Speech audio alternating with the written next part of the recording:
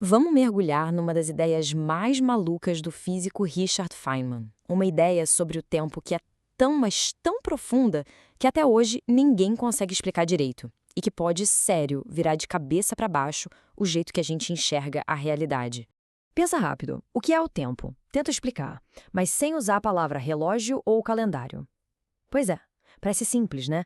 Mas essa pergunta levou um dos maiores gênios da física a uma conclusão, olha, devastadora sobre o nosso universo.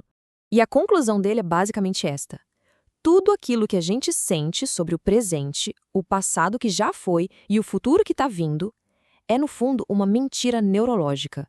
Uma baita ilusão que o nosso cérebro inventa. Então, vamos começar por aí. Por essa ideia de que a nossa experiência do tempo é uma fabricação do cérebro. Uma ferramenta que a gente desenvolveu para sobreviver, mas que não tem nada a ver com a realidade física de verdade. E a primeira pista disso está aqui, ó. As leis mais fundamentais da física, desde Newton até Einstein, não estão nem aí para o passado ou para o futuro. Matematicamente, as equações funcionam perfeitamente para frente ou para trás. Não faz diferença. Então, se para o universo não existe uma direção, por que para a gente existe? Ok, se as leis da física não dão uma direção para o tempo, de onde vem essa nossa sensação da flecha do tempo? Aquela coisa de que ele só anda para frente. A resposta, como Feynman percebeu, não está na física, mas sim na probabilidade, no puro e simples caos. E essa imagem aqui ilustra isso de um jeito genial. Pensa num copo de vidro. Só existe um jeito para ele estar inteiro, organizadinho. É um estado de baixa desordem. Agora, pense em quantas maneiras ele pode estar quebrado. São trilhões, infinitas maneiras. O universo simplesmente se move do estado raro, que é o organizado, para os estados comuns, que são os caóticos. É só uma questão de números. E esse movimento em direção ao caos tem um nome: entropia. É a medida da bagunça, da desordem de um sistema. E a regra número 1 do universo é que a entropia sempre aumenta. É essa única, e eu digo única, razão pela qual a gente sente o tempo avançar.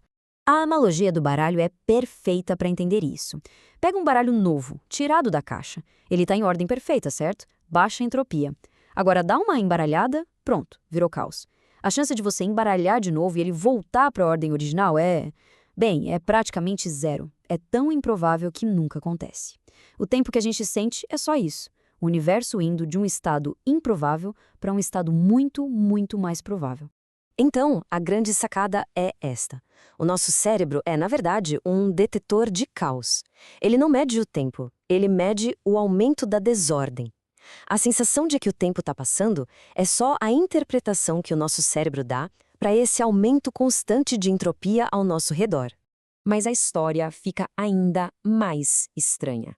Porque a segunda grande descoberta é que o tempo não é essa coisa universal que passa igual para todo mundo em todo lugar. Nem de longe.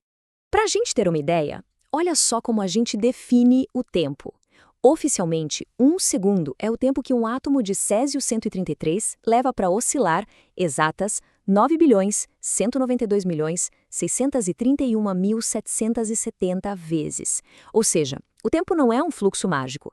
Ele é medido por um processo físico que pode mudar. E o Feynman tinha uma analogia ótima para explicar isso.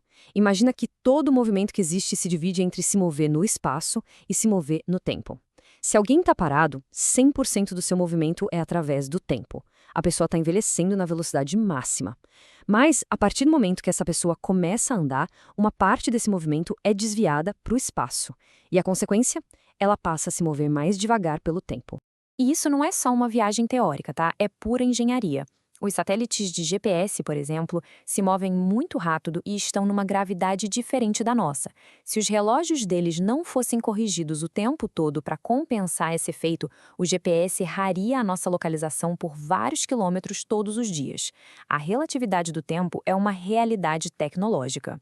Isso nos leva a uma ideia que o Feynman adorava. O nosso senso comum sobre o tempo é uma furada porque ele foi feito para um mundo onde as coisas se movem devagar e não pesam muito.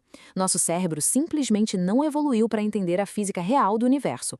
E agora, agora a gente vai para a ideia mais radical de todas, a que junta tudo isso. A teoria do universo em bloco. Prepara a cabeça. A premissa central é chocante. Nessa visão da física, o passado, o presente e o futuro não acontecem um depois do outro. Eles simplesmente existem. todos ao mesmo tempo, simultaneamente. O que isso significa? Significa que a sua vida inteira, do dia que nasceu até o dia que morrer, já existe como se fosse uma escultura, uma estrutura permanente no espaço-tempo de 4 dimensões. E a nossa consciência? Ela é como um foco de luz que vai deslizando por essa escultura, criando a ilusão de que o tempo está passando. A consequência mais brutal dessa teoria é exatamente essa. O futuro já está escrito. Ele não é algo que a gente cria, mas sim um lugar no espaço-tempo que é tão real e tão fixo quanto o passado. Só que tem um conforto estranho nisso tudo. Se a vida de uma pessoa é uma característica permanente do universo, então, de um jeito geométrico, a existência é imortal. A vida de alguém nunca desaparece do espaço-tempo. Ela fica lá para sempre, como parte da história do cosmos. E agora a gente chega na conclusão, que na verdade é uma grande confissão. Uma que mostra a humildade até dos maiores gênios da humanidade diante desse mistério todo. Já no fim da vida, Feynman admitiu uma coisa. Ele disse que apesar de ter passado a vida inteira trabalhando com o tempo, nas suas equações, ele ainda não fazia ideia do que o tempo realmente era. Ele sabia calcular, sabia medir, mas a natureza fundamental daquilo continuava um completo mistério. E isso nos deixa com a pergunta final. O tempo é uma coisa de verdade fundamental como o espaço? Ou será que ele é só uma relação entre os eventos, uma ordem de causa e efeito que o nosso cérebro interpreta como um rio que flui? A verdade é que, como Feynman mostrou, a realidade é muito, mas muito mais estranha do que a nossa intuição consegue imaginar.